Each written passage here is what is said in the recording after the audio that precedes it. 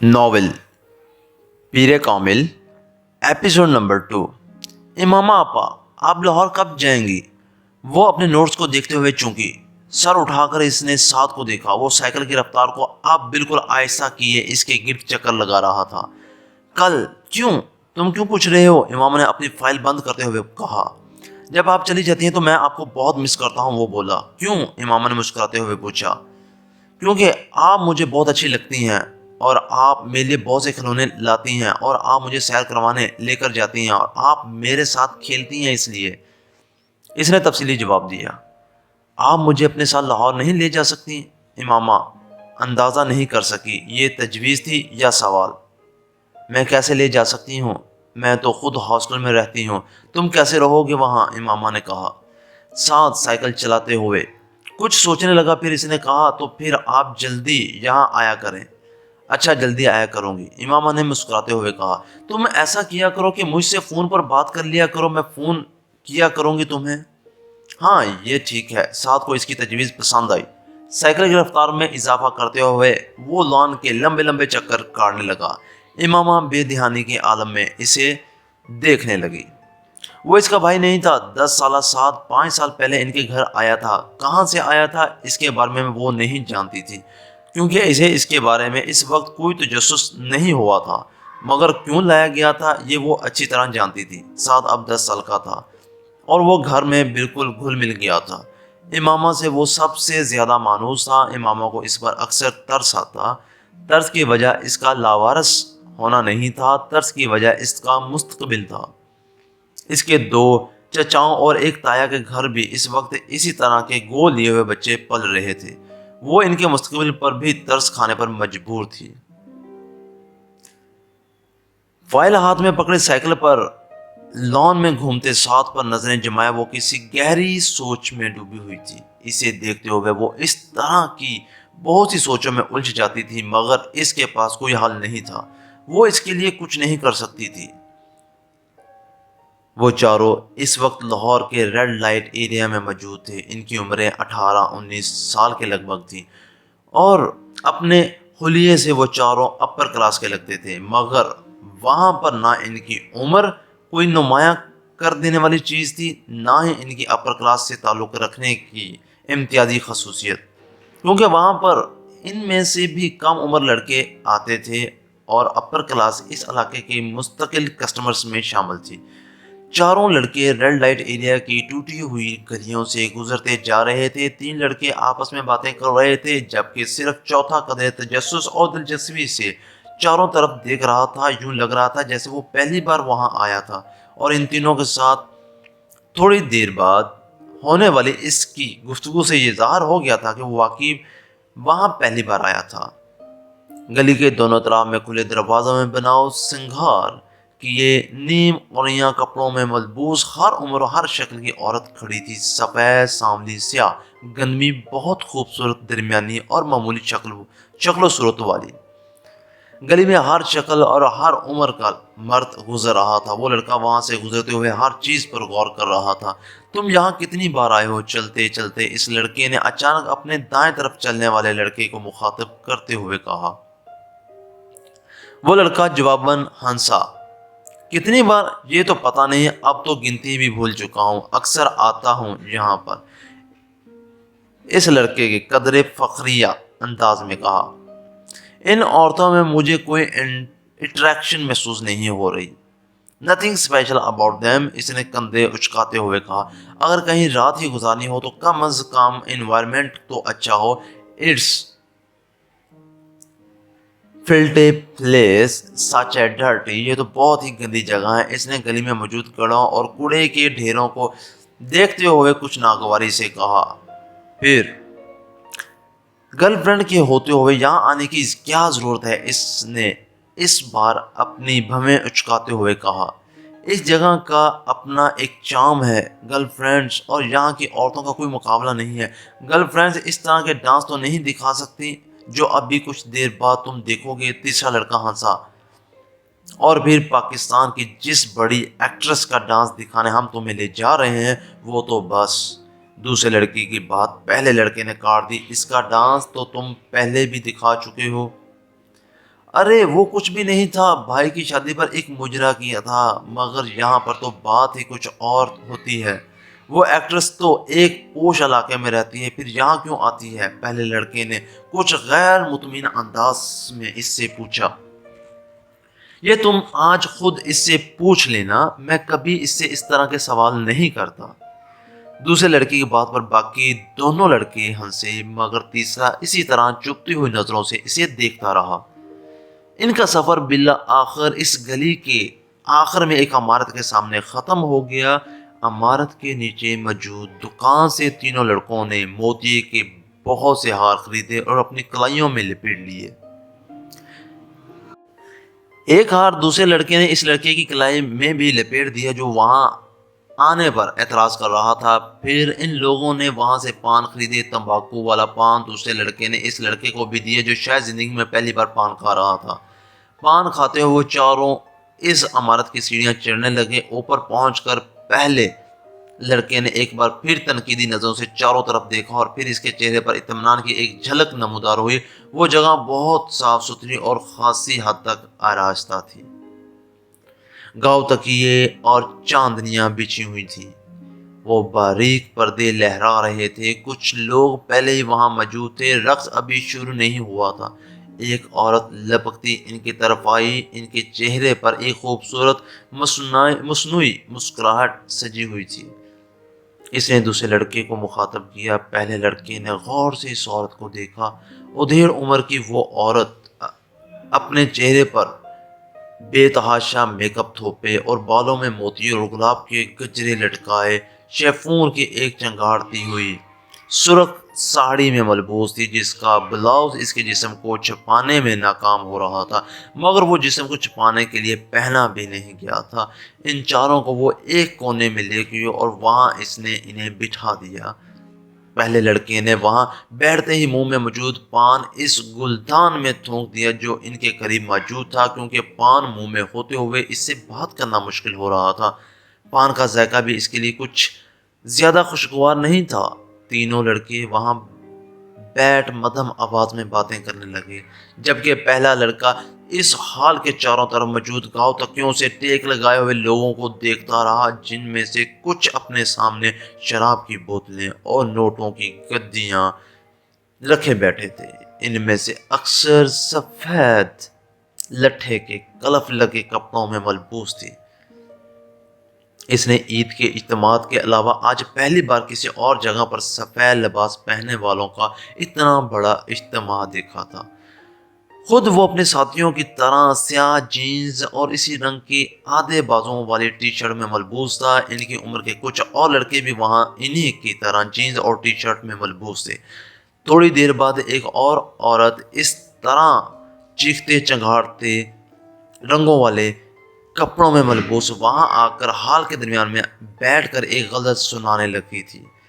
اس کے ساتھ کچھ سازندے بھی تھے۔ وہ غزلیں سنانے اور اپنے اوپر اچھالے جانے والے کچھ نوٹ اٹھا کر وہ خاصی خوش اور مطمئن واپس چلے گئی، اور اس کے جانے کے فوراً بعد ہی فلم انڈسٹری کی وہ ایکٹریس ہال میں داخل ہوئی اور ہال میں موجود ہر مرد کی نظر اس سے جیسے چپک کر رہ گئی تھی۔ اس نے ہال میں باری باری چاروں طرف گھوم کر ہر ایک کو سر کے اشارے سے خوش آمدید کہا تھا۔ سازندوں کو اس بار کسی تکلیف کا سامنا نہیں کرنا پڑا تھا۔ کیسٹ پلیئر پر باری باری چند ہی جان انگیز گانے لگائے گئے تھے جن پر اس عورت نے اپنا رقص پیش کرنا شروع کیا تھا، اور کچھ دیر بعد پہلے کی خاموشی یکدم ختم ہو گئی تھی۔ چاروں طرف موجود مرد اس عورت کو داد و تحسین پیش کرنے کے ساتھ ساتھ شراب نوشی میں مصروف تھے۔ ان میں سے کچھ جو زیادہ جوش میں آ رہے تھے وہ اٹھ کر اس ایکٹریس کے ساتھ ڈانس میں مصروف ہو جاتے تھے۔ حال میں واحد شخص جو اپنی جگہ پر کسی حرکت کے بغیر بے تاثر چہرے کے ساتھ بیٹھا تھا وہ وہی لڑکا تھا، مگر اس کے باوجود یہ اندازہ لگانا مشکل نہیں تھا کہ وہ اس ایکٹریس کے رقص سے خاصا محظوظ ہو رہا تھا۔ تقریباً 2 گھنٹے کے بعد جب اس ایکٹریس نے اپنا رقص ختم کیا تو وہاں موجود آدھے سے زیادہ مرد اتنا غفیل ہو چکے تھے، واپس گھر جانا ان کے لیے مسئلہ اس لیے نہیں تھا کیونکہ ان میں سے کوئی بھی گھر جانے کا ارادہ نہیں رکھتا تھا۔ وہ سب وہاں رات گزارنے آئے تھے، ان چاروں نے بھی رات وہاں گزاری۔ اگلے دن وہاں سے واپسی پر گاڑی میں اس دوسرے لڑکے نے جمائی لیتے ہوئے پہلے لڑکے سے پوچھا جو اس وقت لاپرواہی سے گاڑی سے باہر دیکھنے میں مصروف تھا، کیسا رہا یہ تجربہ؟ اچھا تھا، پہلے لڑکے نے کندھے اچکاتے ہوئے کہا۔ بس اچھا تھا اور کچھ نہیں؟ تم بھی بس، اس نے قدرے ناراضگی کے عالم میں بات ادھوری چھوڑ دی۔ کبھی کبھار جانے کے لیے اچھی جگہ ہے، اس کے علاوہ اور کیا کہہ سکتا ہوں، مگر سم تھنگ اسپیشل والی کوئی بات نہیں ہے۔ میری گرل فرینڈ اس لڑکی سے بہتر ہے جس کے ساتھ میں نے رات گزاری ہے، اس لڑکے نے دو ٹوک انداز میں کہا۔ ڈائننگ ٹیبل پر ہاشم و بین کی پوری فیملی موجود تھی۔ کھانا کھاتے ہوئے سب آپس میں خوش گپیوں میں بھی مصروف تھے۔ موضوع گفتگو اس وقت امامہ تھی جو اس ویکینڈ پر بھی اسلام آباد موجود تھی۔ بابا، آپ نے یہ بات نوٹ کی کہ امامہ دن بہ دن سنجیدہ سے سنجیدہ ہوتی جا رہی ہے؟ وسیم نے قدرے چھیڑنے والے انداز میں امامہ کی طرف دیکھتے ہوئے کہا۔ ہاں، یہ تو میں بھی پچھلے کئی ماہ سے نوٹ کر رہا ہوں۔ ہاشم و بین نے وسیم کی بات پر بیٹی کے چہرے کو غور سے دیکھتے ہوئے کہا۔ امامہ نے چاولوں کا چمچہ منہ میں رکھتے ہوئے وسیم کو گھورا۔ کیوں امامہ، کوئی مسئلہ ہے؟ بابا یہ بڑی فضول باتیں کرتا ہے اور آپ بھی خواہ مخواہ اس کی باتوں میں آ رہے ہیں۔ میں اپنی اسٹڈیز کی وجہ سے مصروف اور سنجیدہ ہوں۔ اب ہر کوئی وسیم کی طرح نکما تو نہیں ہوتا۔ اس نے اپنے ساتھ بیٹھے وسیم کے کندھے پر کچھ ناراضی سے ہلکا سا ہاتھ مارتے ہوئے کہا۔ بابا آپ ذرا اندازہ کریں، میڈیکل کے شروع کے سالوں میں اس کا یہ حال ہے تو جب یہ ڈاکٹر بن جائے گی تب اس کا کیا حال ہوگا؟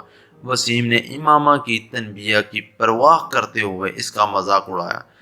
سالوں گزر جایا کریں گے، مس امامہ ہاشم کو مسکرائے ہوئے ڈائننگ ٹیبل پر موجود لوگوں کے چہروں پر مسکراہٹ دوڑ گئی۔ ان دونوں کے درمیان نوک جھونک ہمیشہ ہی رہتی تھی۔ بہت کم مواقع ہوتے تھے جب وہ دونوں اکٹھے ہوں اور ان کے درمیان آپس میں جھگڑا نہ ہو۔ مستقل بنیادوں پر ہوتے ہوئے ان جھگڑوں کے باوجود امامہ کی سب سے زیادہ دوستی بھی وسیم کے ساتھ ہی تھی۔ اس کی وجہ شاید ان کے اوپر تلے کی پیدائش بھی تھی۔ اور آپ تصور کریں، اس بار امامہ نے اسے اپنی بات مکمل کرنے نہیں دی۔ اس نے اس کے کندھے پر پوری قوت سے مکہ مارا۔ وسیم پر کچھ زیادہ اثر نہیں ہوا۔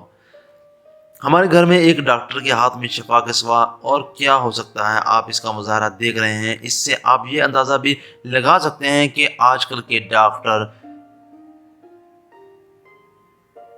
وارڈ میں مریضوں کے ساتھ کیا سلوک کرتے ہوں گے۔ ملک میں بڑھتی شرح اموات کی ایک وجہ۔ بابا اس کو منع کریں، امامہ نے بالآخر اتحاد ڈالتے ہوئے ہاشم و بین سے کہا۔ وسیم ہاشم و بین نے اپنی مسکراہٹ ضبط کرتے ہوئے وسیم کو جھڑکا۔ وہ بڑی سعادت مندی سے فوراً خاموش ہو گیا۔ اس نے پورے لفافے کو گرائنڈر میں خالی کر دیا اور پھر اسے بند کر کے چلا دیا۔ خان سما اسی وقت اندر آیا۔ چھوٹے صاحب لائیں میں آپ کی مدد کروں۔ وہ اس کی طرف بڑھا مگر اس نے ہاتھ کے اشارے سے اسے روک دیا۔ نہیں، میں خود کر لیتا ہوں، تم مجھے دودھ کا ایک گلاس دے دو، اس نے گرائنڈر آف کرتے ہوئے کہا۔ خان سما ایک گلاس میں دودھ لے کر ان کے پاس چلا آیا۔ دودھ کے آدھے گلاس میں اس نے گرائنڈر میں موجود تمام پاؤڈر ڈال دیا اور ایک چمچہ سے اچھی طرح ہلانے لگا، پھر ایک ہی سانس میں دودھ پی لیا۔ کھانے میں آج کیا پکایا ہے تم نے؟ اس نے خان سما سے پوچھا۔ خان سما نے کچھ ڈشز گنوانی شروع کر دی۔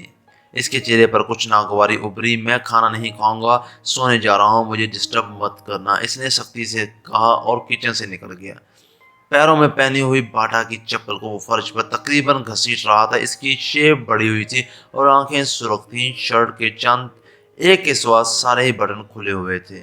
اپنے کمرے میں جا کر اس نے دروازے کو لاک کر لیا اور وہاں موجود جہازی سائز کی میوزک سسٹم کی طرف گیا اور کمرے میں بولٹن کا مین لوز اے وومن بلند آواز میں بجنے لگا۔ وہ ریموٹ لے کر اپنے بیڈ پر آ گیا اور اوندے منہ بے ترتیبی کے عالم میں لیٹ گیا۔ اس کا ریموٹ والا بایاں ہاتھ بیڈ سے نیچے لٹک رہا تھا اور مسلسل ہل رہا تھا۔ اس کے دونوں پاؤں بھی میوزک کے ساتھ گردش میں تھے۔ کمرے میں بیڈ اور اس کے اپنے خلیے کے علاوہ ہر چیز اپنی جگہ پر تھی، کہیں پر کچھ بھی بے ترتیب نہیں تھا، کہیں پر گرد کا ایک ذرہ تک نظر نہیں آ رہا تھا۔ میوزک سسٹم کے پاس موجود دیواری شیلف میں تمام آڈیو اور ویڈیو کیس بڑے اچھے طریقے سے لگی ہوئی تھی۔ ایک دوسری دیوار میں موجود ریکس پر کتابوں کی ایک بڑی تعداد موجود تھی۔ کونے میں پڑی ہوئی کمپیوٹر ٹیبلز ہے، یہاں تھا کہ اسے استعمال کرنے والا بہت آرگنائزڈ ہے۔ کمرے کی مختلف دیواروں پر ہالی ووڈ کی ایکٹریسز اور وہاں کے بینڈز کے پوسٹر لگے تھے۔ باتھ روم کے دروازے اور کمرے کی کھڑکیوں کے شیشوں کو پلے بوائے میگزین سے کاٹی گئی کچھ ماڈلز کی نوٹ تصویروں سے سجایا گیا تھا۔ کمرے میں پہلی بار داخل ہونے والا دروازہ کھولتے ہی بہت بری طرح چونکتا، کیونکہ بالکل سامنے کھڑکیوں کے شیشوں پر موجود وہ تصویریں چند لمحوں کے لیے دیکھنے والوں کو تصویریں نہیں بلکہ اصل لڑکیاں نظر آتی تھی۔ ان تصویروں کو وہاں لگاتے ہوئے ترتیب کا خاص خیال رکھا گیا تھا۔ میوزک سسٹم میں دیوار کے ساتھ موجود تھا۔ اسی دیوار کے ایک کونے میں دیوار پر ایک الیکٹرک گٹار لٹکایا گیا تھا اور اسی کونے میں ایک کی بورڈ بھی اسٹینڈ پر رکھا ہوا تھا۔ دیوار پر گٹار سے کچھ فاصلے پر پیکولو، فلوٹ اور اوبیو بھی لٹکائے گئے تھے۔ اس کمرے کے مکین کو یقیناً میوزک سے گہری دلچسپی تھی۔ بیڈ کے بالکل سامنے والی دیوار میں موجود کیبنٹ میں ٹی وی موجود تھا۔ اسی کیبنٹ کے مختلف خانوں میں مختلف ٹرافیز اور شیلڈز پڑی ہوئی تھی۔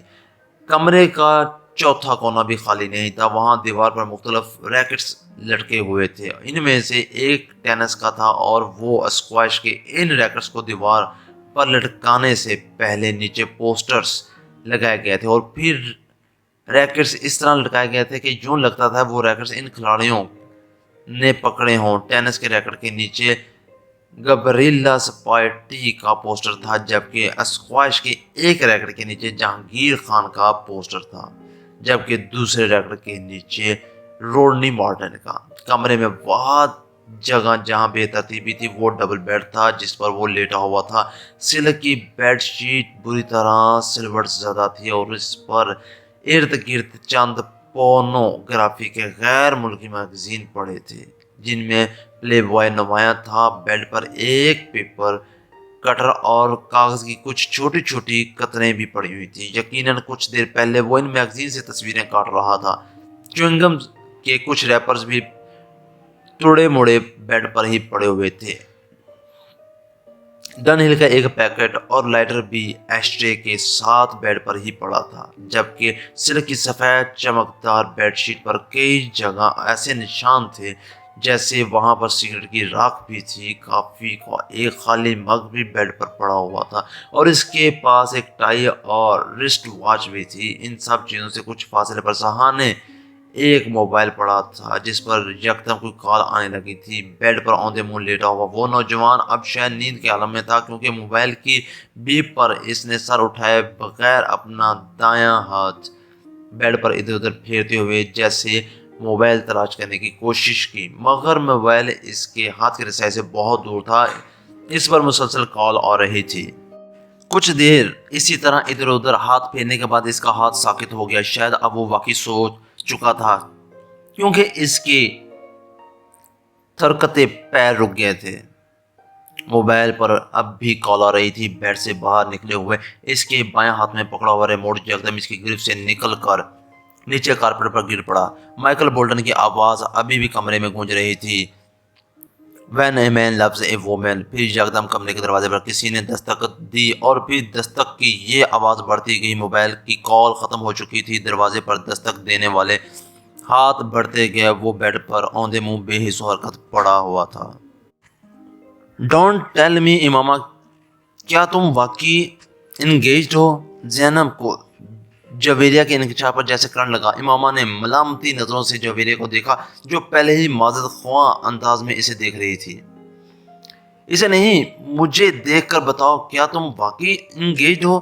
زینب نے اس بار اسے کچھ جھڑکتے ہوئے کہا۔ ہاں، مگر یہ اس قدر غیر معمولی اور حیرت انگیز واقعہ تو نہیں کہ تم اس پر اس طرح ریئیکٹ کرو، امامہ نے بڑی ذہانیت سے کہا۔ وہ سب لائبریری میں بیٹھی ہوئی تھی اور اپنی طرف سے حاتم المقدور سرگوشی میں باتیں کر رہی تھی۔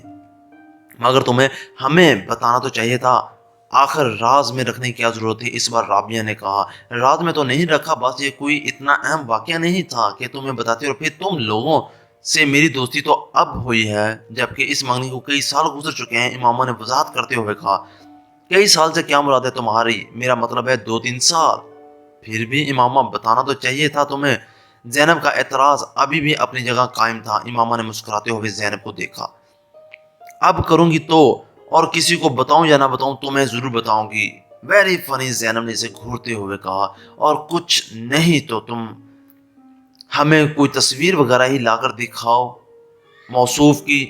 ہے کون؟ نام کیا ہے؟ کیا کرتا ہے؟ رابعہ ہمیشہ کی طرح ایک ہی سانس میں سوال در سوال کر ڈالے۔ فرسٹ کزن ہے، اسیت نام ہے، امامہ نے رک رک کر کچھ سوچتے ہوئے کہا۔ MBA کیا ہے اس نے اور بزنس کرتا ہے۔ شکل و صورت کیسی ہے؟ اس بار زینب نے پوچھا۔ امامہ نے غور سے اس کے چہرے کو دیکھا۔ ٹھیک ہے میں تم سے پوچھ رہی ہوں، لمبا ہے، ڈارک ہے، ہینڈسم ہے؟ اس بار امامہ مسکراتے ہوئے کچھ کہے بغیر زینب کو دیکھتی رہی۔ امامہ نے اپنی پسند سے یہ منگنی کی ہے، وہ اچھا خاصا گڈ لکنگ ہے، جویریہ نے اس بار امامہ کی طرف سے جواب دیتے ہوئے کہا۔ ہاں ہمیں اندازہ کر لینا چاہیے تھا، آخر وہ امامہ کا فرسٹ کزن ہے۔ اب امامہ تمہارا اگلا کام یہ ہے کہ تم ہمیں اس کی تصویر لا کر دکھاؤ، زینب نے کہا۔ نہیں، اس سے پہلے کا ضروری کام یہ ہے کہ تم ہمیں کچھ کھلانے پلانے لے چلو، رابعہ نے مداخلت کرتے ہوئے کہا۔ فی الحال تو یہاں سے چلیں، ہاسٹل جانا ہے مجھے۔ امامہ یکدم اٹھ کر کھڑی ہوگی تو وہ بھی اٹھ گئیں۔ ویسے جویریہ، تم نے یہ بات پہلے کیوں نہیں بتائی؟ ساتھ چلتے ہوئے زینب نے جویریہ سے پوچھا۔ بھائی امامہ نہیں چاہتی تھی، اس لیے میں نے کبھی اس موضوع پر بات نہیں کی، جویریہ نے معذرت خواہ انداز میں کہا۔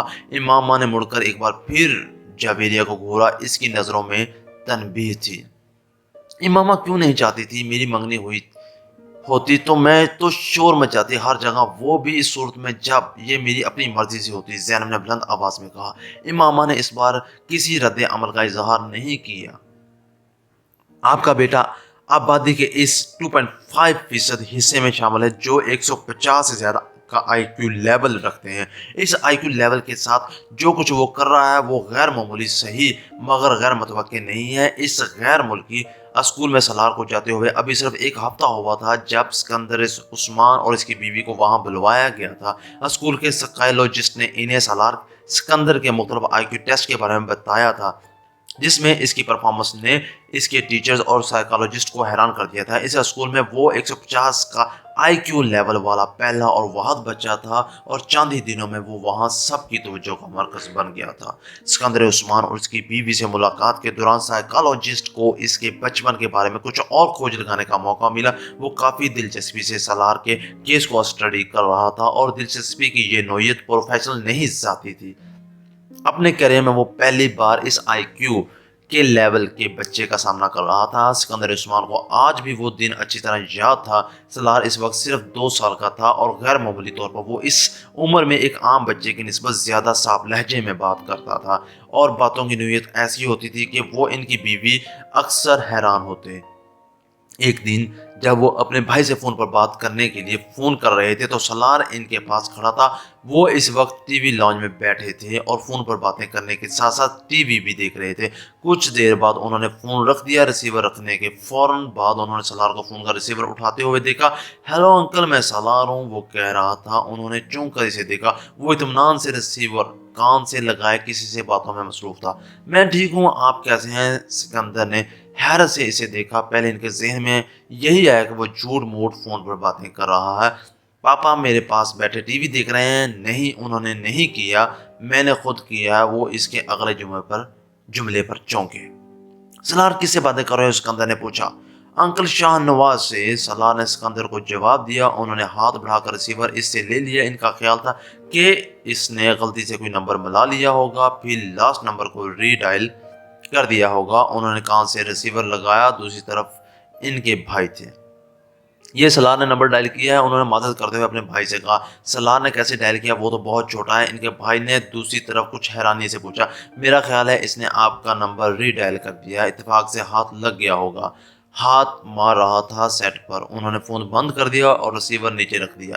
سالار جو خاموشی کے ساتھ ان کی گفتگو سننے میں مصروف تھا، ریسیور نیچے رکھتے ہی اس نے ایک بار پھر ریسیور اٹھا لیا، اس بار سکندر عثمان اسے دیکھنے لگا۔ وہ بالکل کسی میچور آدمی کی طرح ایک بار پھر شاہ نواز کا نمبر ڈائل کر رہا تھا اور بڑی روانی کے ساتھ وہ ایک لمحہ کے لیے دم بخود رہ گئے تھے۔ 2 سال کے بچے سے اس سے یہ توقع نہیں تھی۔ انہوں نے ہاتھ بڑھا کر کریڈل دبا دیا۔ سالار، تمہیں شاہ نواز کا نمبر معلوم ہے؟ انہوں نے حیرانی کے اس جھٹکے سے سنبھلتے ہوئے کہا۔ ہاں، بڑے اطمینان سے جواب دیا۔ کیا نمبر ہے؟ اس نے بھی روانی کے ساتھ وہ نمبر دہرا دیا اور اس کا چہرہ دیکھنے لگا۔ انہیں اندازہ نہیں تھا کہ وہ گنتی کی ادا سے واقف ہوگا اور پھر وہ نمبر۔ تمہیں یہ نمبر کس نے سکھایا؟ میں نے خود سکھایا۔ کیسے؟ ابھی آپ نے ملایا تھا، سالار نے ان کو دیکھتے ہوئے کہا۔ تمہیں گنتی آتی ہے؟ ہاں۔ کہاں تک؟ 100 تک۔ سناؤ۔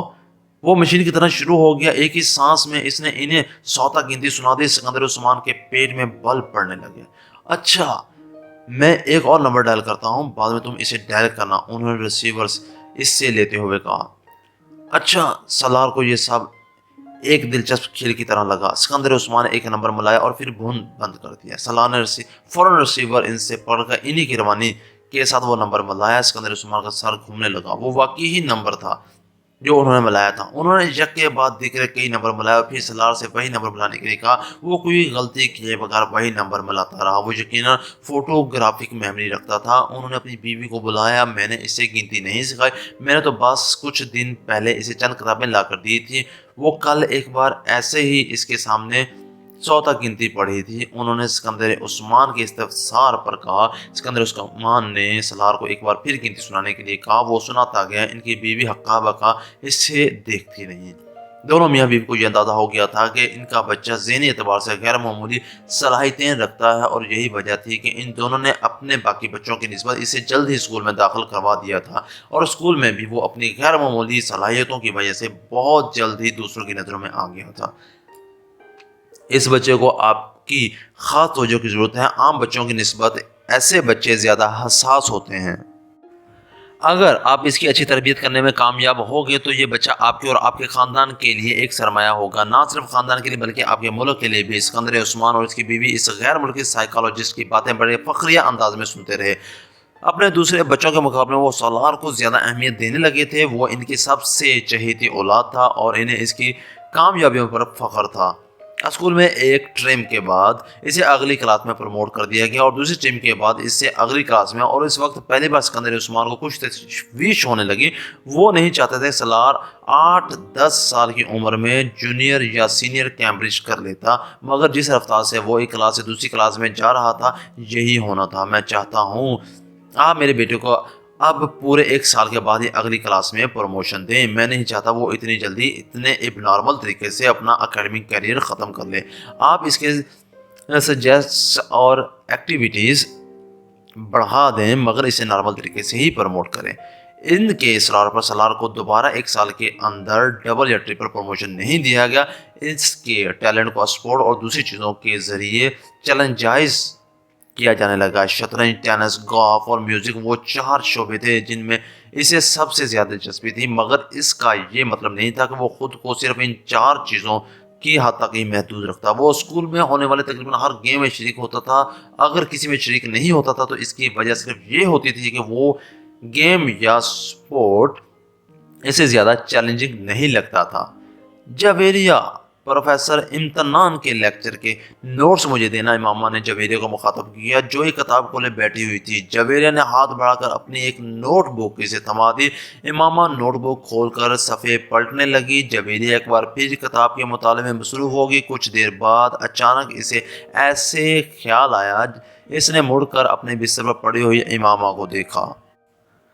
تم نے لیکچر نوٹ کرنا کیوں بند کر دیا ہے؟ اس نے امامہ کو مخاطب کیا۔ امامہ نے نوٹ بک سے نظریں اٹھا کر اسے دیکھا۔ مجھے کچھ سمجھ میں آئے تو میں نوٹ کروں۔ کیا مطلب تمہیں پروفیسر امتنان کا لیکچر بھی سمجھ میں نہیں آتا؟ جویریہ کو جیسے حیرت ہوئی۔ اتنا اچھا تو پڑھاتے ہیں، میں نے کب کہا کہ برا پڑھاتے ہیں؟ بس مجھے اس نے کچھ الجھے ہوئے لہجے میں بات ادھوری چھوڑ دی اور ایک بار پھر ہاتھ میں پکڑی نوٹ بک کو دیکھ رہی تھی۔ جویریہ نے غور سے اسے دیکھا۔ تم آج کل کچھ غائب دماغ نہیں ہوتی جا رہی؟ ڈسٹرب ہو کسی وجہ سے؟ جویریہ نے اپنے سامنے رکھی کتاب بند کرتے ہوئے بڑے ہمدردانہ لہجے میں کہا۔ ڈسٹرب؟ وہ بڑبڑائی۔ نہیں، ایسی کوئی بات نہیں ہے، تمہاری آنکھوں کے گرد حلقے بھی پڑے ہوئے ہیں۔ کل رات شاید 3:30 کا وقت تھا جب میری آنکھ کھلی اور تم اس وقت بھی جاگ رہی تھی۔ میں پڑھ رہی تھی، اس نے مدافعانہ لہجے میں کہا۔ نہیں، صرف کتاب اپنے سامنے رکھے بیٹھی ہوئی تھی، مگر کتاب پر نظر نہیں تھی تمہاری، جویریہ نے اس کا اثر رد کرتے ہوئے کہا۔ تمہیں کوئی مسئلہ تو نہیں ہے؟ کیا مسئلہ ہو سکتا ہے مجھے؟ پھر تم اتنی چپ چاپ کیوں رہنے لگی ہو؟ جویریہ اس کی ٹال مٹول جویریہ اس کی ٹال مٹول سے متاثر ہوئے بغیر بولی۔ نہیں، میں کیوں چپ رہوں گی؟ امامہ نے مسکرانے کی کوشش کی۔ میں تو پہلے ہی کی طرح بولتی ہوں۔ صرف میں ہی نہیں بلکہ باقی سب بھی تمہاری پریشانی کو محسوس کر رہے ہیں، جویریہ نے سنجیدگی سے بولا۔ کوئی بات نہیں، میں اسٹڈیز کی ٹینشن ہے مجھے۔ میں یقین نہیں کر سکتی، میں بھی تمہارے ساتھ ہوں، تمہیں ہم سے زیادہ ٹینشن تو نہیں ہو سکتی، جویریہ نے سر ہلاتے ہوئے کہا۔ امامہ نے ایک گہرا سانس لیا اور اب زچ ہو رہی تھی۔ تمہارے گھر میں تو خیریت ہے نا؟ ہاں بالکل خیریت ہے۔ اسد کے ساتھ کوئی جھگڑا تو نہیں ہوا؟ اسد کے ساتھ جھگڑا کیوں ہوگا؟ امامہ نے اس کے انداز میں پوچھا۔ پھر بھی اختلافات تو ایک بہت سی، جویریہ کی بات اس نے درمیان میں ہی کاٹ دی۔ جب کہہ رہی ہوں کوئی مسئلہ نہیں ہے تو تمہیں یقین کیوں نہیں آ رہا؟ اتنے سالوں سے کون سی بات ہے جو میں نے تم سے شیئر نہیں کی یا جو تمہیں پتہ نہیں ہے؟ پھر بھی تم اس طرح مجھے مجرم سمجھ کر تفتیش کیوں کر رہی ہو؟ وہ اب خفا ہو رہی تھی۔ جویریہ یہ گڑبڑا گئی۔ یقین کیوں نہیں کروں گی؟ میں صرف اس لیے اصرار کر رہی تھی کہ شاید تم مجھے اس لیے اپنا مسئلہ نہیں بتا رہی کہ میں پریشان نہ ہوں، اور کوئی بات نہیں۔ جویریہ کچھ نادم سی ہو کر اس کے پاس سے اٹھ کر واپس اپنی اسٹڈی ٹیبل کے سامنے جا بیٹھی۔ اس نے ایک بار پھر وہ کتاب کھولی جسے وہ پہلے پڑھ رہی تھی۔ کافی دیر تک کتاب پڑھنے کے بعد اس نے ایک جماہی لی اور گردن موڑ کر لاشعوری طور پر امامہ کو دیکھا۔ وہ دیوار سے ٹیک لگائے اس کی نوٹ بک کھولے بیٹھی تھی، مگر اس کی نظریں نوٹ بک پر نہیں تھیں۔ وہ سامنے اپنی دیوار پر نظریں جمائے بیٹھی تھی۔ اس نے گاڑی نہر کے پل سے کچھ فاصلے پر کھڑی کر دی، پھر ڈگی سے ایک بوری اور رسی نکالی۔ وہ بوری کو کھینچتے ہوئے اس پل کی طرف بڑھتا رہا۔ پاس سے گزرنے والے کچھ راہگیروں نے اسے دیکھا مگر وہ رکے نہیں۔ اوپر پہنچ کر اس نے اپنی شرٹ اتار کر نہر میں پھینک دی۔ چند لمحوں میں اس کی شرٹ بہتے پانی کے ساتھ غائب ہو چکی تھی۔ ڈارک بلیو کلر کی تنگ جینز میں اس کا لمبا قد اور خوبصورت جسم بہت نمایاں تھا۔ اس وقت اس شخص کی آنکھوں میں کوئی ایسا تاثر تھا جیسے پڑھنا دوسرے کسی بھی شخص کے لیے ناممکن تھا۔ اس کی عمر 19-20 سال ہوگی، مگر اس کی قد و قامت اور حلیے نے اس کی عمر کو جیسے بڑھا دیا تھا۔ اس نے رسی پل سے نیچے نہر میں لٹکانی شروع کر دی۔ جب رسی کا سیرا پانی میں غائب ہو گیا تو اس نے رسی کا دوسرا سیرا بوری کے منہ پر لپیٹ کر سختی سے گیریں لگانے شروع کر دی اور اس وقت تک لگاتا رہا جب تک کوئل ختم نہیں ہو گیا۔ پھر پانی میں بڑا سیرا واپس کھینچ کر اس نے اندازے سے 3 فٹ کے قریب رسی چھوڑی اور اپنے دونوں پیروں کے ساتھ جوڑتے ہوئے اس نے پیروں کے گرد رسی کو بہت مضبوطی کے ساتھ 2-3 بل دیے اور گرہ لگا دی۔ اب اس 3 فٹ کے ٹکڑے کے سرے پر بڑی مہارت کے ساتھ اس نے وہ پھندے بنائے۔ پھر اچانک پل کی منڈ پر بیٹھ گیا۔ اپنا دایاں ہاتھ کمر کے پیچھے لے جاتے ہوئے اس نے بائیں ہاتھ کے ساتھ پہلے پھندے میں سے دایاں ہاتھ گزارا اور پھر بائیں ہاتھ کے ساتھ اس نے وہ پھندا کھینچ کر کس دیا۔ اس کے بعد اس نے کمر کے پچھلے دائیں ہاتھ کے ساتھ دوسرے پھندے میں سے بایاں ہاتھ گزارا اور دائیں ہاتھ میں اسے کس دیا۔ اس کے چہرے پر اطمینان بھری مسکراہٹ نمودار ہوئی۔ ایک گہرا سانس لیتے ہوئے اس نے پشت کے بل خود کو منڈیر سے نیچے گرا دیا۔ ایک جھٹکے کے ساتھ اس کا سر پانی سے ٹکرایا اور کم تک کا حصہ پانی میں ڈوب گیا۔ پھر رسی ختم ہوگی۔ اب وہ اس طرح لٹکا ہوا تھا کہ اس کے پاؤں پشت پر بندھے ہوئے تھے اور کمر تک کا دھڑ پانی کے اندر تھا۔ بوری میں موجود وزن تقریباً یقیناً اس کے وزن سے زیادہ تھا۔ یہی وجہ تھی کہ بوری اس کے ساتھ نیچے نہیں آئی، وہ اسی طرح لٹک گیا۔ اس نے اپنا سانس روکا ہوا تھا، پانی کے اندر اپنا سر جاتے ہی اس نے آنکھیں کھلی رکھنے کی کوشش کی مگر ناکام رہا۔ پانی گدلا تھا اور اس میں موجود مٹی اس کی آنکھوں میں چبھنے لگی۔ اس نے آنکھیں بند کر لی، اس کے پھیپھڑے اب جیسے پھٹنے لگے تھے۔ اس نے یکدم سانس لینے کی کوشش کی اور پانی منہ اور ناک سے اس کے جسم کے اندر داخل ہونے لگا۔ وہ اب بری طرح پڑپڑا رہا تھا مگر نہ وہ اپنے بازوؤں کو استعمال کر کے خود کو سطح پر لا سکتا تھا اور نہ ہی اپنے جسم کو اٹھا سکتا تھا۔ اس کے جسم کی پڑپڑاہٹ آہستہ آہستہ دم توڑ رہی تھی۔ جان لوگوں نے اسے پل سے نیچے گرتے دیکھا اور چیختے ہوئے اس طرف بھاگے۔ رسی ابھی تک ہل رہی تھی۔ ان لوگوں کی سمجھ میں نہیں آ رہا تھا کہ وہ کیا کریں۔ پانی کے نیچے ہونے والی حرکت اب دم توڑ گئی تھی۔ اس کی ٹانگیں اب بالکل بے جان نظر آ رہی تھی۔ پل پر کھڑے لوگ خوف کے عالم میں اس بے جان وجود کو دیکھ رہے تھے۔ پل پر موجود ہجوم بڑھ رہا تھا۔ نیچے پانی میں موجود وہ وجود ابھی بھی ساکت تھا، جیسے صرف پانی اسے حرکت دے رہا تھا، کسی پنڈولم کی طرح آگے پیچھے آگے پیچھے آگے پیچھے۔ امامہ جلدی سے تیار ہو جو، رابعہ نے اپنی الماری سے اپنا ایک سوٹ نکال کر بیڈ پر پھینکتے ہوئے کہا۔ امامہ نے قدرے حیرانی سے اسے دیکھا۔ کس لیے تیار ہو جاؤں؟ بھائی شاپنگ کے لیے جا رہے ہیں، ساتھ چلو، رابعہ نے اسی تیز رفتاری کے ساتھ استری کا پلگ نکالتے ہوئے کہا۔ نہیں، مجھے کہیں نہیں جانا، اس نے ایک بار پھر اپنی آنکھوں پر اپنا بازو رکھتے ہوئے کہا۔ وہ اپنے بستر پر لیٹی ہوئی تھی۔ کیا مطلب ہے؟ مجھے کہیں نہیں جانا۔ تم سے پوچھ کون رہا ہے؟ تمہیں بتا رہے ہیں، رابعہ نے اسی لہجے میں کہا۔ اور میں نے بتا دیا ہے میں کہیں نہیں جا رہی، اس نے آنکھوں سے بازو ہٹائے بغیر کہا۔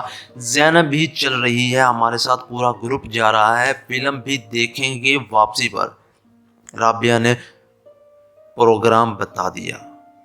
امامہ نے ایک لہجہ کے لیے اپنے آنکھوں سے بازو ہٹا کر اسے دیکھا۔ زینب بھی جا رہی ہے؟ ہاں، زینب کو ہم رستے سے پک کریں گے۔ امامہ کسی سوچ میں ڈوب گئی۔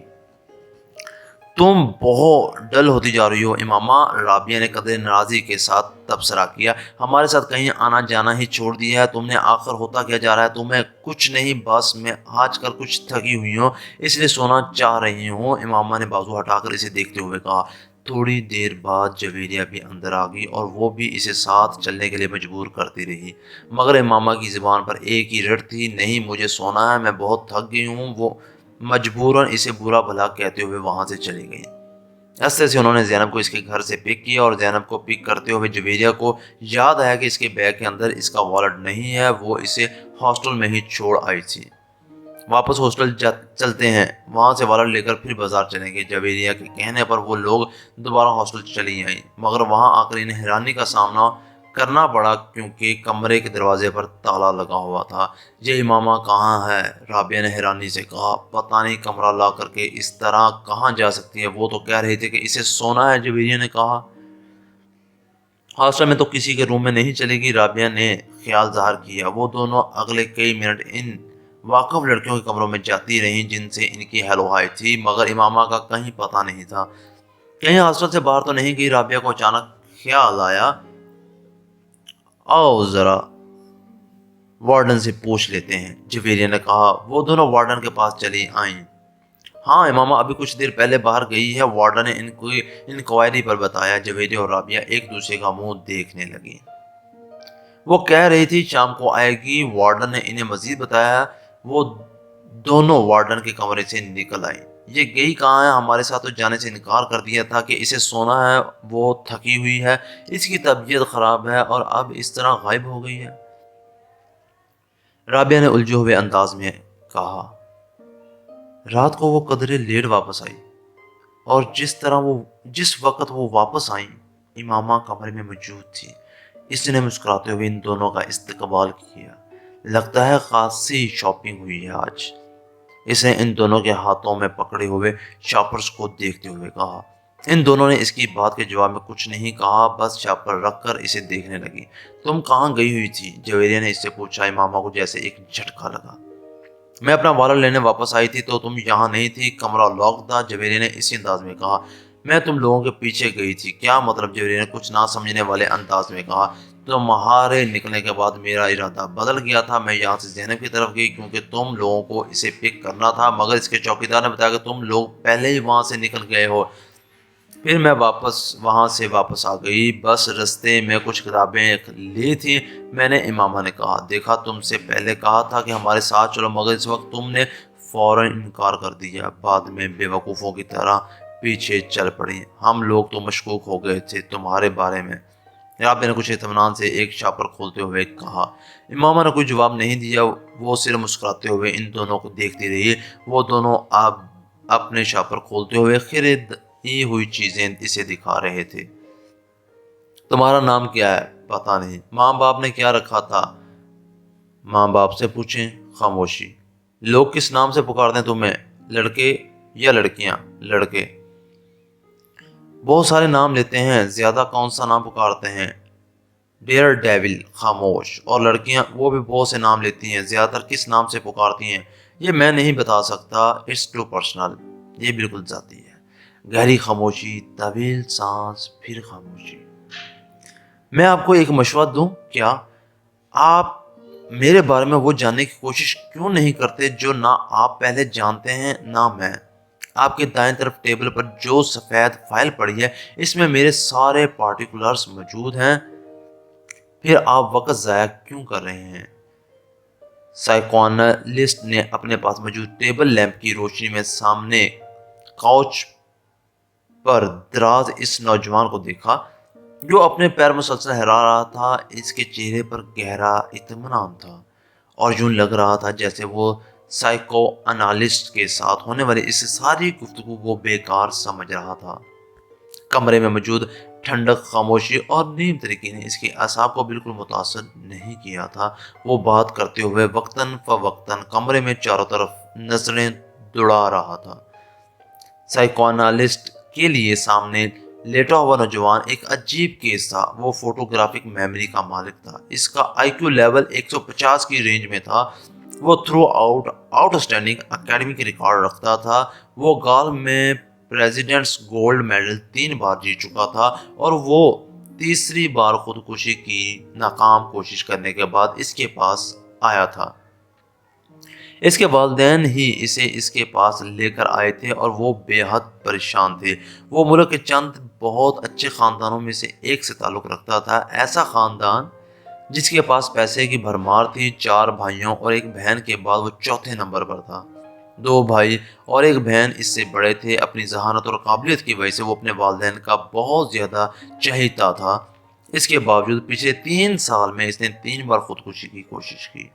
پہلی دفعہ اس نے سڑک پر بائک چلاتے ہوئے ون وے کی خلاف ورزی کی اور بائک سے ہاتھ اٹھا لیے. اس کے پیچھے آنے والے ٹریفک کانسٹیبل نے ایسا کرتے ہوئے اسے دیکھا تھا. خوش قسمتی سے گاڑی سے ٹکرانے کے بعد وہ ہوا میں اچھل کر ایک دوسری گاڑی کی چھت پر گرا اور پھر زمین پر گرا. اس کی کچھ پسلیاں ایک بازو اور ایک ٹانگ میں فریکچر ہوئے. تب اس کے والدین کانسٹیبل کے اصرار کے باوجود اسے ایک حادثہ ہی سمجھے کیونکہ اس نے اپنے ماں باپ سے یہی کہا تھا کہ وہ غلطی سے ون وے سے ہٹ گیا تھا. دوسری بار پورے 1 سال کے بعد اس نے لاہور میں خود کو باندھ کر پانی میں ڈوبنے کی کوشش کی.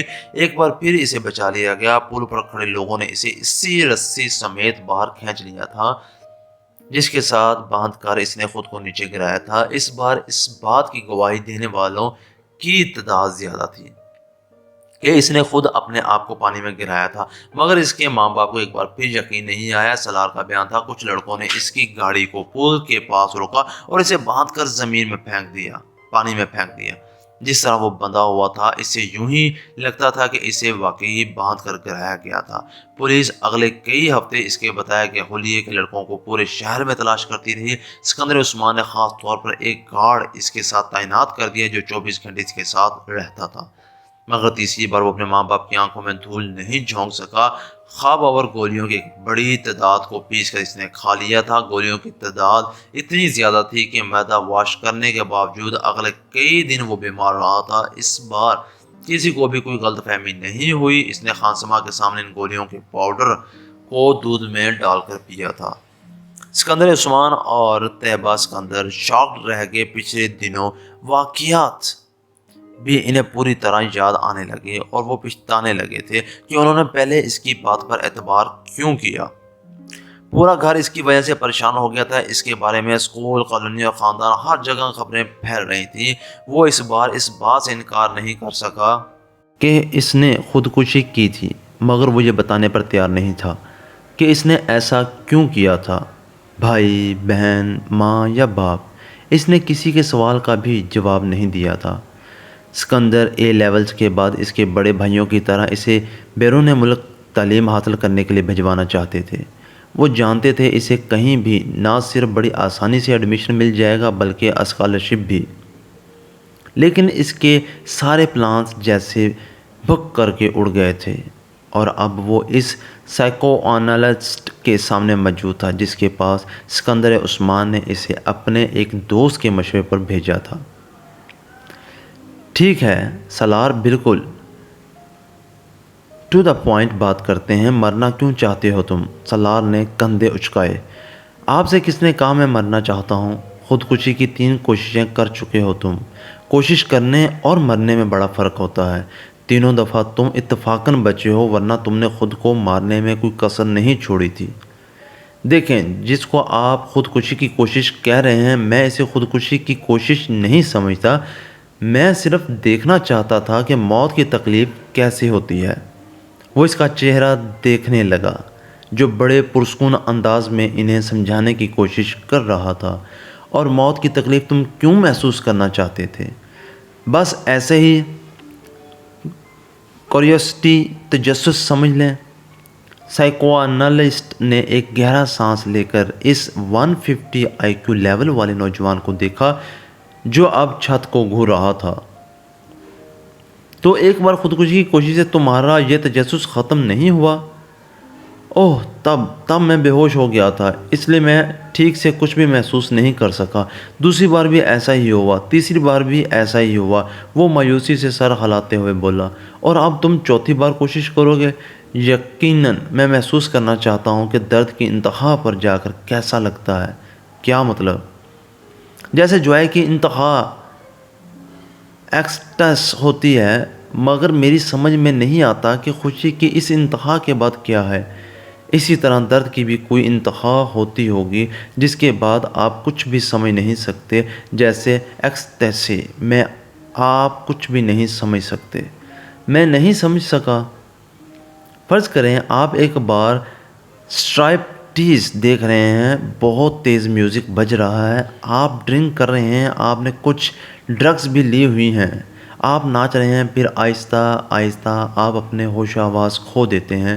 آپ ایکسٹیسی سرور میں ہیں، کہاں ہیں، کیوں ہیں، کیا کر رہے ہیں، آپ کو کچھ بھی نہیں پتہ، لیکن آپ کو یہ ضرور پتہ ہوتا ہے کہ آپ جو کچھ بھی کر رہے ہیں وہ آپ کو اچھا لگ رہا ہے۔ میں جب باہر چھٹیاں گزارنے جاتا ہوں تو اپنے کزنز کے ساتھ ایسے بارز میں جاتا ہوں۔ میرا پرابلم یہ ہے کہ ان کی طرح میں ایسکیٹک مدہوش نہیں ہوتا۔ I never get filled with joy۔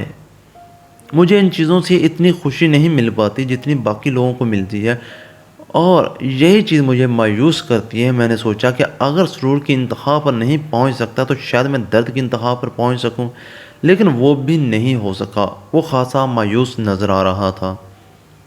تم اس طرح کی چیزوں میں وقت ضائع کیوں کرتے ہو؟ اتنا شاندار اکیڈمک ریکارڈ ہے تمہارا۔ سالار نے اس بار انتہائی بیزاری سے اس سے کہا۔ پلیز اب میری ذہانت کے راگ الاپنا مت شروع کیجیے گا۔ مجھے پتہ ہے میں کیا ہوں، تنگ آ گیا ہوں میں اپنی تعریفیں سنتے سنتے۔ اس کے لہجے میں تلخی تھی۔ سائیکو انالسٹ کچھ دیر اسے دیکھتا رہا۔ اپنے لیے کوئی گول کیوں نہیں سیٹ کرتے تم؟ میں نے کیا ہے کیا؟ مجھے خودکشی کی ایک اور کوشش کرنی ہے۔ مکمل اطمینان تھا۔ کیا تمہیں کوئی ڈپریشن ہے؟ Not at all. تو پھر مرنا کیوں چاہتے ہو؟ ایک گہرا سانس۔ کیا آپ کو ایک بار پھر سے بتانا شروع کروں کہ میں مرنا نہیں چاہتا، میں کچھ اور کرنے کی کوشش کر رہا ہوں؟ وہ اکتایا۔ بات گھوم پھر کر پھر وہیں آ گئی تھی۔ سائیکو انالسٹ کچھ دیر سوچتا رہا۔ کیا تم یہ سب کسی لڑکی کی وجہ سے کر رہے ہو؟ سالار نے گردن موڑ کر حیرانی سے اسے دیکھا۔ لڑکی کی وجہ سے؟ ہاں کوئی ایسی لڑکی جو تمہیں اچھی لگتی ہو، جس سے تم شادی کرنا چاہتے ہو، اس نے بے اختیار کہکا لگایا اور پھر ہنستا ہی گیا۔ مائی گاڈ، آپ کا مطلب ہے کہ کسی لڑکی کی محبت کی وجہ سے میں خودکشی؟ وہ ایک بار پھر بات ادھوری چھوڑ کر ہنسنے لگا۔ لڑکی کی محبت اور خودکشی، کیا مذاق ہے! اور اب اپنی ہنسی پر قابو پانے کی کوشش کر رہا تھا۔ سائیکوانالسٹ نے اس طرح کے کئی سینز اس کے ساتھ کیے اور ہر بار نتیجہ تھا کہ وہی 3 بات رہا۔ آپ اس کو تعلیم کے لیے بیرون ملک بھجوانے کے بجائے یہیں رکھیں اور اس پر بہت زیادہ توجہ دیں۔ ہو سکتا ہے یہ توجہ حاصل کرنے کے لیے یہ سب کرتا ہو۔ اس نے کئی ماہ کے بعد سالار کے ماں باپ کو مشورہ دیا، جس کا نتیجہ یہ ہوا کہ اسے باہر بھجوانے کے بجائے اسلام آباد کے ادارے میں ایڈمیشن دلوایا گیا۔ سکندر عثمان کو یہ اطمینان تھا کہ وہ اسے اپنے پاس رکھیں گے تو شاید دوبارہ ایسی حرکت نہ کرے۔ سالار نے اس فیصلے پر کسی رد عمل کا اظہار نہیں کیا، بالکل اسی طرح جس طرح اس نے ان کے اس فیصلے پر کسی خوشی کا اظہار نہیں کیا تھا کہ اسے بیرون ملک تعلیم کے لیے بھجوایا جائے گا۔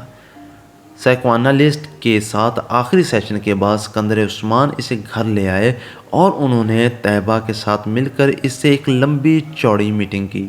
وہ دونوں اپنے بیڈ روم میں بٹھا کر اسے ان تمام آسائشوں کے بارے میں بتاتے رہے جو وہ پچھلے کئی سالوں میں اسے فراہم کرتے رہے تھے۔ انہوں نے اسے ان توقعات کے بارے میں بھی بتایا جو وہ ان سے رکھتے تھے، اسے ان محبت بھرے جذبات سے بھی آگاہ کیا جو وہ اس کے لیے محسوس کرتے تھے۔ وہ بے تاثر چہرے کے ساتھ چوئنگم چباتا باپ کی بے چینی اور ماں کے آنسو دیکھتا رہا۔ گفتگو کے آخر میں سکندر عثمان نے تقریباً تنگ آ کر اس سے کہا، تمہیں کس چیز کی کمی ہے؟ کیا ہے جو تمہارے پاس نہیں ہے یا جو تمہیں چاہیے مجھے بتاؤ۔ سالار سوچ میں پڑ گیا۔ اسپورٹس کار، اگلے ہی لمحے اس نے کہا، ٹھیک ہے میں تمہیں اسپورٹس کار باہر سے منگوا دیتا ہوں، مگر دوبارہ ایسی کوئی حرکت مت کرنا جو تم نے کی ہے۔ اوکے۔ سکندر عثمان کو کچھ اطمینان ہوا۔ سالار نے سر ہلا دیا۔ طیبہ نے ٹیشو سے اپنے آنسو صاف کرتے ہوئے جیسے سکون کا سانس لیا۔ وہ کمرے سے چلا گیا تو سکندر عثمان نے سگار سلگاتے ہوئے ان سے کہا، طیبہ تمہیں اس پر بہت توجہ دینی پڑے گی۔ اپنی ایکٹیویٹیز کچھ کم کرو اور کوشش کرو کہ اس کے ساتھ روزانہ کچھ وقت گزار سکو۔ طیبہ نے سر ہلا دیا۔ وسیم نے امامہ کو دور سے ہی لان میں بیٹھے دیکھ لیا۔ وہ کانوں پر ہیڈ فون لگائے واک مین پر کچھ سن رہی تھی۔ وسیم دبے قدموں اس کی پشت کی جانب سے اس کے عقب میں گیا اور اس کے پاس جا کر اس نے یکدم امامہ کے کانوں سے ہیڈ فون کے تار کھینچ لیے۔ امامہ نے برق رفتاری سے واک مین کا سٹاپ کا بٹن دبا دیا۔ کیا سنا جا رہا ہے یہاں اکیلے بیٹھے؟ وسیم نے بلند آواز میں کہتے ہوئے ہیڈ فون کو اپنے کانوں میں ٹھونس لیا، مگر تب تک امامہ کیسٹ بند کر چکی تھی۔ کرسی سے اٹھ کر کھڑے ہو کر اس نے ہیڈ فون کو اپنی طرف کھینچتے ہوئے وسیم سے کہا، بدتمیزی کی بھی کوئی حد ہوتی ہے وسیم، بیہیو یور سیلف۔ اس کا چہرہ غصے سے سرخ ہو رہا تھا۔ وسیم نے ہیڈ فون کے سروں کو نہیں چھوڑا۔ امامہ کے غصے کا اس پر کوئی اثر نہیں ہوا تھا۔ میں سننا چاہتا ہوں تم کیا سن رہی تھی؟ اس میں بدتمیزی والی کیا بات ہے؟ کیسٹ کو آن کرو۔ امامہ نے کچھ جھنجھلاتے ہوئے ہیڈ فون کو واک مین سے الگ کر دیا۔ میں تمہارے سننے کے لیے واک مین لے کر یہاں نہیں بیٹھی، دفع ہو جائیے ہیڈ فون لے کر۔ وہ ایک بار پھر اپنی کرسی پر بیٹھ گئی۔ اس نے واک مین کو بڑی مضبوطی کے ساتھ اپنے ہاتھ میں جکڑا ہوا تھا۔ وسیم کو لگا جیسے وہ کچھ گھبرائی ہوئی ہے، مگر وہ گھبرائے گی کیوں؟ وسیم نے سوچا اور اس خیال کو ذہن سے جھٹکتے ہوئے سامنے والی کرسی پر جا کر بیٹھ گیا۔ ہیڈ فون کو اس نے میز پر رکھ دیا۔ یہ لو اپنا غصہ ختم کرو، واپس کر رہا ہوں میں۔ تم سنو جو بھی سن رہی ہو، اس نے بڑے سلائے جو یامنہ انداز میں ہاتھ اٹھاتے ہوئے کہا۔ نہیں اب مجھے نہیں سننا کچھ، تم ہیڈ فون رکھو اپنے پاس۔ امامہ نے ہیڈ فون کی طرف ہاتھ نہیں بڑھایا۔ ویسے تم سن کیا رہی تھی؟ کیا سنا جا سکتا ہے؟ امامہ نے اسی کے انداز میں کہا۔ غزلیں سن رہی ہوگی، وسیم نے خیال ظاہر کیا۔ تمہیں پتہ ہے وسیم، تم میں بہت ساری عادتیں بوڑھی عورتوں والی ہیں، مثلاً بال کی کھال اتارنا۔ اور دوسری کی جاسوسی کرتے پھرنا اور شرمندہ بھی نہ ہونا۔ اور تمہیں پتہ ہے کہ تم آہستہ آہستہ کتنی خود غرض ہوتی جا رہی ہو، وسیم نے ترکی بات ترکی جواب دیتے ہوئے کہا۔ امامہ نے اس کی بات پر برا نہیں مانا۔ اچھا، تمہیں پتہ چل گیا کہ میں خود غرض ہوں؟ اس بار اس نے مسکراتے ہوئے کہا، حالانکہ تم جتنے بیوقوف ہو میں یہ سوچ بھی نہیں سکتی تھی کہ یہ نتیجہ اخذ کرو گے۔ تم اگر مجھے شرمندہ کرنے کی کوشش کر رہی ہو تو مت کرو، میں شرمندہ نہیں ہوں گا، وسیم نے ڈھٹائی کا مظاہرہ کرتے ہوئے کہا۔ پھر بھی ایسے کاموں کی کوشش تو ہر ایک پر فرض ہوتی ہے، آج تمہاری زبان کچھ زیادہ نہیں چل رہی؟ وسیم نے اسے غور سے دیکھتے ہوئے کہا۔ ہو سکتا ہے نہیں ایسا ہی ہے، چلو اچھا ہے۔ وہ چپ شاہکار روزہ کا توڑ دیا، تم نے جو اسلام آباد آنے پر تم رکھ لیتی ہو۔ امامہ نے غور سے وسیم کو دیکھا۔ کون سا چپ شاہ کا روزہ؟ تم جب سے لاہور گئی ہو خاصی بدل گئی ہو، مجھ پر اسٹڈیز کا بہت بوجھ ہے، سب پر ہوتا ہے امامہ، مگر کوئی بھی اسٹڈیز کو اتنا سر پر سوار نہیں کرتا۔ وسیم نے اس کی بات کاٹتے ہوئے کہا۔ چھوڑو اس فضول بحث کو، یہ بتاؤ تم آج کل کیا کر رہے ہو؟ ایش، وہ اسی طرح کرسی جلاتا رہا۔ یہ تو تم پورا سال ہی کرتی ہو، میں آج کل کی خاص مصروفیت کا پوچھ رہی ہوں۔ آج کل تو بس دوستوں کے ساتھ پھر رہا ہوں، تمہیں پتہ ہونا چاہیے کہ پیپرز کے بعد میری مصروفیات کیا ہوتی ہیں، سب کچھ بھولتی جا رہی ہو۔ وسیم نے افسوس بھری نظروں سے کہا۔ میں نے اس امید میں یہ سوال کیا تھا کہ شاید اس سال تم میں کوئی بہتری آ جائے، مگر نہیں، میں نے بیکار سوال کیا، امامہ نے اس کے تبصرے کے جواب میں کہا۔ تمہیں پتہ ہونا چاہیے کہ میں تم سے 1 سال بڑا ہوں، تم نہیں، اس لیے اب اپنی ملامتی تقریر ختم کرو، وسیم نے اسے کچھ جتاتے ہوئے کہا۔ یہ ساتھ والوں کے لڑکے سے تعلقات کا کیا حال ہے؟ امامہ کو اچانک یاد آیا۔ چوں سے بس کچھ عجیب سے ہی تعلقات ہیں، وسیم نے کندھے اچکاتے ہوئے کہا۔ بڑا عجیب سا بندہ ہے، موڈ اچھا ہے تو دوسروں کو 7ویں آسمان پر بٹھا دیتا ہے، موڈ خراب ہے تو سیدھا گٹر میں پہنچا دیتا ہے۔ تمہارے زیادہ تر دوست اسی طرح کے ہیں، امامہ نے مسکراتے ہوئے کہا۔ کند ہم جنس باہم جنس پرواز نہیں، خیر ایسی بھی کوئی بات نہیں ہے، کم از کم میری عادتیں اور حرکتیں چو جیسی تو نہیں ہیں۔ وہ تو باہر جانے والا تھا نا، امامہ کو اچانک یاد آیا۔ ہاں جانا تو تھا، مگر پتہ نہیں، میرا خیال ہے اس کے پیرنٹس نہیں بھجوا رہے۔ حلیہ بڑا عجیب سا ہوتا ہے اس کا، مجھے بعض دفعہ لگتا ہے پیسوں کے کسی قبیلے سے کسی نہ کسی طرح اس کا تعلق ہوگا یا آئندہ ہو جائے گا۔ تم نے دیکھا ہے اسے؟ کل میں باہر سے آ رہی تھی تو دیکھا تھا، وہ بھی اسی طرح باہر نکل رہا تھا، کوئی لڑکی بھی تھی ساتھ۔ لڑکی؟ جینز وغیرہ پہنی ہوئی تھی اس نے، وسیم نے اچانک دلچسپی لیتے ہوئے کہا۔ ہاں، مشروم کٹ بالوں والی، فیئر سی۔ اریسا، وسیم چٹکی بجاتے ہوئے مسکرائے۔ اس کی گرل فرینڈ ہے، پچھلی دفعہ تو تم کسی اور کا نام لے رہے تھے، امامہ نے اسے گھورا۔ پچھلی دفعہ کب؟ وسیم سوچ میں پڑ گیا۔ 7-8 ماہ پہلے شاید تم سے اس کی گرل فرینڈ کی بات ہوئی تھی۔ ہاں تب شیبہ تھی، اب پتہ نہیں وہ کہاں ہے۔ اس بار تو گاڑی کے پچھلے شیشے پر اس نے اپنے موبائل کا نمبر بھی پینٹ کروایا ہوا تھا۔ امامہ ایک موبائل نمبر دہراتے ہوئے ہنسی۔ تمہیں یاد ہے؟ وسیم بھی ہنسا۔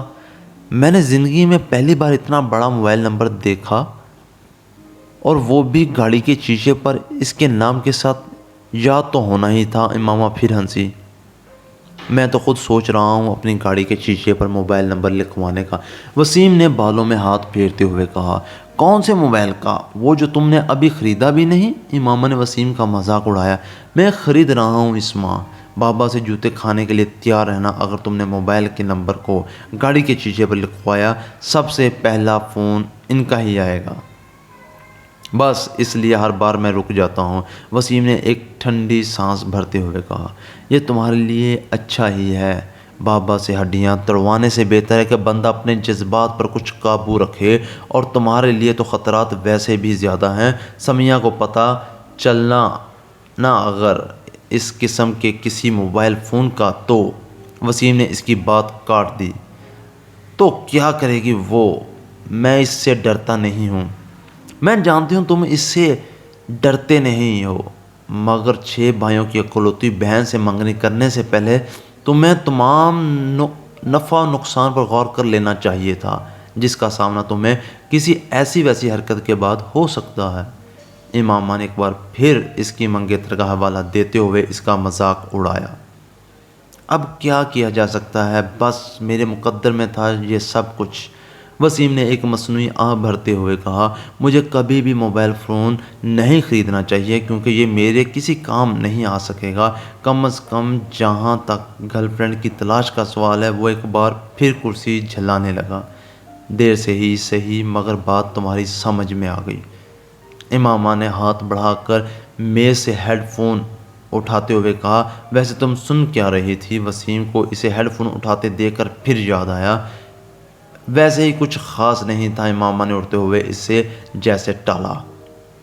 آپ لاہور جا رہے ہیں تو واپسی پر امامہ کے ہاسٹل چلے جائیں، یہ کچھ کپڑے ہیں اس کے درزی سے لے کر آئی ہوں، آپ اسے دے آئیں۔ سلمان نے ہاشم سے کہا، بھائی میں بڑا مصروف رہوں گا، لاہور میں کہاں آتا جاتا پھروں گا اس کے ہاسٹل۔ ہاشم کو قدر تعمل ہوا۔ آپ ڈرائیور کو ساتھ لے کر جا رہے ہیں، خود نہیں جا سکتے تو اسے بھیج دیجیے گا، وہ دے آئے گا۔ یہ پیکٹ سیزن ختم ہو رہا ہے، پھر یہ کپڑے اسی طرح پڑے رہیں گے، اس کا تو پتہ نہیں اب کب آئے۔ سلمان نے لمبی چوڑی وضاحت کی۔ اچھا ٹھیک ہے، میں لے جاتا ہوں، فرصت ملی تو خود دے آؤں گا ورنہ ڈرائیور کے ہاتھ بھجوا دوں گا۔ ہاشم رضامند ہو گئے۔ لاہور میں انہوں نے خاصا مصروف دن گزارا۔ شام 5 بجے کے قریب انہیں کچھ فرصت ملی اور تب انہیں اس پیکٹ کا بھی خیال آ گیا۔ ڈرائیور کو پیکٹ لے جانے کا کہنے کے بجائے وہ خود امامہ کے ہاسٹل چلے آئے۔ اس کے ایڈمیشن کے بعد آج پہلی بار وہ وہاں آئے تھے۔ گیٹ کیپر کے ہاتھ انہوں نے امامہ کے لیے پیغام بھجوایا اور خود انتظار کرنے لگے۔ ان کا خیال تھا کہ وہ جلد ہی آ جائے گی، مگر ایسا نہ ہوا۔ 10 منٹ، 15 منٹ، 20 منٹ، وہ اب کچھ بیزار ہونے لگے۔ اس سے پہلے کہ وہ اندر دوبارہ پیغام بھجواتے، انہیں گیٹ کیپر پر ایک لڑکی کے ساتھ آتا دکھائی دیا۔ کچھ قریب آنے پر انہوں نے اس لڑکی کو پہچان لیا۔ وہ جاویریہ تھی، امامہ کی بچپن کی دوست، اور اس کا تعلق بھی اسلام آباد سے ہی تھا۔ السلام علیکم انکل، جاویریہ نے پاس آ کر کہا۔ وعلیکم السلام بیٹا، کیسی ہو تم؟ میں ٹھیک ہوں، میں یہ امامہ کے کچھ کپڑے دینے آیا تھا، لاہور آ رہا تھا تو اس کی امی نے یہ پیکٹ دے دیا۔ اب یہاں بیٹھے مجھے گھنٹہ ہو گیا ہے مگر انہوں نے اسے بلایا نہیں۔ ہاشم کے لہجے میں شکوہ تھا۔ انکل، امامہ مارکیٹ گئی ہے کچھ دوستوں کے ساتھ، آپ یہ پیکٹ مجھے دے دیں، میں خود اسے دے دوں گی۔ ٹھیک ہے تم رکھ لو۔ ہاشم نے وہ پیکٹ جاویریہ کی طرف بڑھا دیا۔ رسمی علیق سلیق کے بعد وہ واپس مڑ گئے۔ جاویریہ بھی پیکٹ پکڑ کر ہاسٹل کی طرف چلی گئی، مگر اب اس کے چہرے پر موجود مسکراہٹ غائب ہو چکی تھی۔ کوئی بھی اس وقت اس کے چہرے پر پریشانی کو واضح طور پر بھانپ سکتا تھا۔ ہاسٹل کے اندر آتے ہی وارڈن سے اس کا سامنا ہو گیا جو سامنے ہی کھڑی تھی۔ جاویریہ کے چہرے پر ایک بار پھر مسکراہٹ آ گئی۔ بات ہوئی تمہاری اس کے والد سے؟ وارڈن نے اسے دیکھتے ہی اس کی طرف بڑھتے ہوئے کہا، جی بات ہوئی، پریشانی والا کوئی مسئلہ نہیں ہے، وہ اسلام آباد میں اپنے گھر پر ہی ہے۔ اس کے والد یہ پیکٹ لے کر آئے تھے، میرے گھر والوں نے میرے کچھ کپڑے بھجوائے ہیں۔ انکل لاہور آ رہے تھے تو امامہ نے کہا کہ وہ لے آئیں۔ انکل نے غلطی سے یہاں آ کر میرا نام لینے کے بجائے امامہ کا نام لے دیا۔ جاویریہ نے ایک ہی سانس میں کئی جھوٹ روانی سے بولے۔ وارڈن نے سکون کا سانس لیا۔ خدا کا شکر ہے، ورنہ میں تو پریشان ہی ہو گئی تھی کہ مجھے تو وہ ویکینڈ پر گھر جانے کا کہہ کر گئی ہے، تو پھر وہ کہاں ہے؟